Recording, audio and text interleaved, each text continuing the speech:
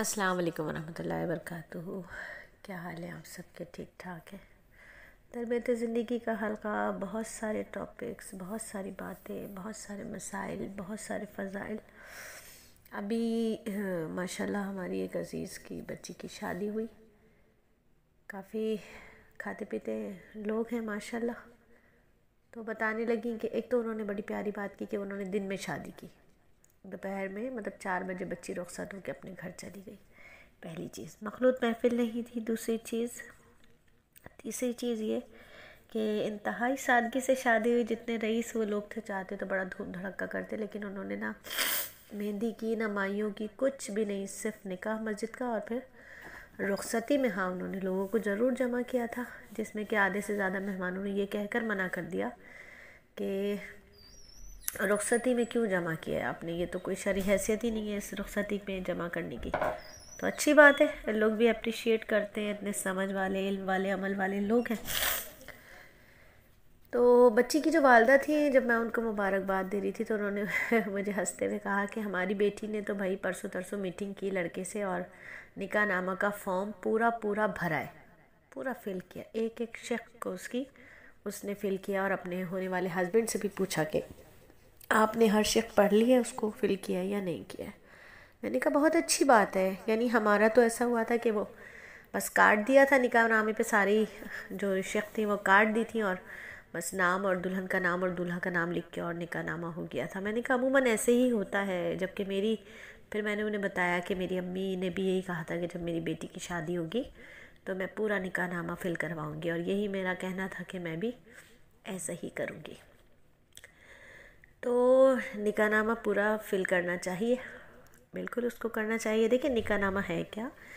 نکاح نامہ در حقیقت ایسی دستاویز ہے جسے اسلام میں جو ہے وہ شادی کو انجام دینے میں بنیادی حیثیت حاصل ہے، کیونکہ شریعت تو حکم دیتی ہے نا۔ دیکھیے شریعت مطہرہ میں 2 شرعی گواہوں کی موجودگی میں جانبین سے ایجاب و قبول ہو جائے تو اس سے شرعاً نکاح منعقد ہو جاتا ہے، اور نکاح جب منعقد ہو جاتا ہے تو اس میں نکاح نامہ ہونا شرط نہیں ہے، ضروری نہیں ہے۔ نکاح نامہ شرعی شہادت کے قائم مقام بھی نہیں ہے، تاہم نکاح نامہ کے فوائد بہرحال بہت ہیں۔ حکومتی سطح پر ریکارڈ میں آ جاتا ہے، قانونی پیچیدگیوں میں مدد ملتی ہے، مستقبل کے لیے بطور سند کام آتا ہے۔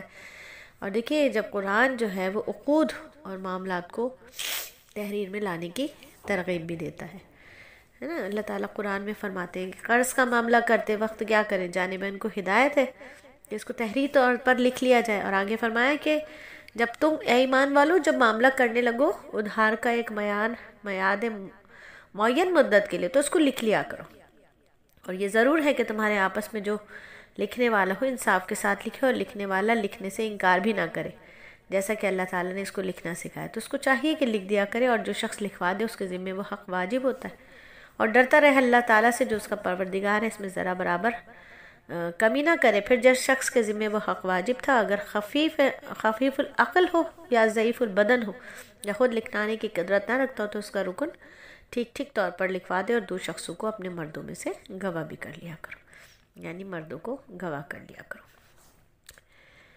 تو مفتی شفیع عثمانی دامت برکاتہم فرماتے ہیں کہ محض تحریر حجت شرعی نہیں ہے جب تک اس پر شہادت شرعی موجود نہ ہو، خالی تحریر پر کوئی فیصلہ نہیں کیا جا سکتا۔ تو اس کا مطلب یہ ہوا کہ 2 گواہان کی جو ہے وہ ہونا ضروری ہے، گواہوں کا ہونا ضروری ہے، تو گواہ ہونا چاہیے۔ اچھا، اب نکاح نامہ جو ہے ہمارے ہاں اس میں کتنی شق ہوتی ہیں، اب اس کا بھی ہمیں پتہ ہونا چاہیے۔ ہم لوگ تو اس چیز کو دیکھتے ہی نہیں ہیں، بس ہماری بچی کا نکاح ہو رہا ہے، بڑی بات ہو گئی ہے، جو اصل کام ہے اس پر فوکس نہیں ہے، جو فضول لغویات ہیں اس پر پورا فوکس ہے۔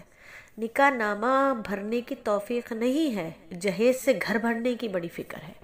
نکاح نامہ گھر بھرنے کی توفیق نہیں ہے، نکاح نامے کا فارم بھرنے کی توفیق نہیں ہے صحیح سے، تو رشتہ دار دور کے پرے کے ہال میں مرد عورت مخلوط بھرنے کی کوشش ہے، نکاح فارم بھرنے کی توفیق نہیں ہے، لیکن الڑ پلڑ سارے کام وہ جو غیروں کی مشابہت والے وہ کرنے کی پوری کوشش ہے۔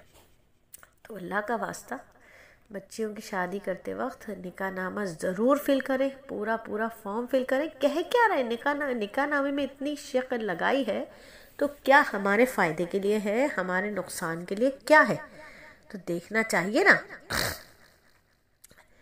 دیکھیے کیا کہتا ہے نکاح نامے کے بارے میں، فتویٰ ہے، بنوری ٹاؤن کا فتویٰ ہے۔ وہ کہتے ہیں شق نمبر 18، 19، 20، نکاح نامے کی شق نمبر 18، 19، 20 آپ کو پتہ ہے؟ پتہ بھی نہیں ہوگی، دیکھیں کھولیں اپنا نکاح نامہ، کسی کو بھی نہیں پتہ۔ اور بنوری ٹاؤن کہتا ہے کہ نکاح نامے میں یہ جو 18 ہے، ٹھیک ہے، تو اس کا کیا ہے کہ عورت کا حق، طلاق کا حق لینا، طلاق دینا شوہر کا حق ہے۔ اس طرح کی جو باتیں۔ شق نمبر 20، شادی کے موقع پر نان نفقہ وغیرہ سے متعلق دستاویز تیار کرنا، اس کا حکم یہ ہے کہ اس کو باہمی رضامندی سے طے کیا جا سکتا ہے، ٹھیک ہے۔ تو کہتے ہیں باقی ان شقوں کو عموماً اس لیے کاٹ دیا جاتا ہے کہ جانبین کی رضامندی اور اعتماد سے رشتہ طے پاتا ہے، اور پہلے ہی دونوں خاندان ایک دوسرے کو سمجھ لیتے ہیں۔ تو کہتے ہیں کہ جبکہ ایسی شرطیں وہاں رکھی جاتی ہیں جہاں بد اعتمادی کی کوئی وجہ ہو یا غیر یقینی کی کیفیت ہو۔ الغرض وہ کہتے ہیں کہ یہ شقیں پیش قدمی کے طور پر ہوتی ہیں، لازمی طور پر حل کرنے کے لیے نہیں، فقط واللہ عالم۔ تو نہ کریں تب بھی کچھ نہیں ہے، لیکن جب ہے ایک قانون بنا ہے ملک کا اور وہ کہتے ہیں کہ آپ اس کو لکھ لیں، تو جو حالات ہیں اس وقت سندھ میں طلاقوں کا جو ریشیو ہے، کس وجوہات پر طلاق ہو رہی ہیں۔ ایک میرے ابھی پچھلے ہفتے ایک بچی سے ملاقات ہوئی ہے، میری آنکھیں پھٹی کی پھٹی رہ گئی۔ اتنی پیاری بچی، اتنی اچھی بچی، ماشاءاللہ دین شریعت کی پابند بچی، شکل صورت کی خوبصورت بچی، عصری تعلیم کی پڑھی لکھی بچی، اور جناب حالات اتنے خراب ہوئے کہ ماں باپ کو خلا لینی پڑی، اور 1.5-2 سال کی بیٹی اس کے ساتھ ہے۔ خود میری اپنی کزن سسٹر کے ساتھ ہوا تھا، 1.5 سال شادی کو ہوا، اور جہیز کے نام پر جو کچھ محنت کر کے دیا تھا ان کی اماں نے، وہ سب بھی رکھ لیا، وہ توڑ پھوڑ کر واپس دیا، پھر یہاں تک حالات ہو گئے کہ خلا لینی پڑی۔ تو نکاح نامے کے فارم کو دیکھیں، پڑھیں، اس میں کیا لکھا ہوا ہے، حالات کے پیش نظر اس دستاویز کو پورا بھریں بھائی۔ اپنی بچیاں ہیں، ہماری یہ بیٹیاں ہیں، بوجھ نہیں ہیں، نکاح نامہ پورا فل کریں۔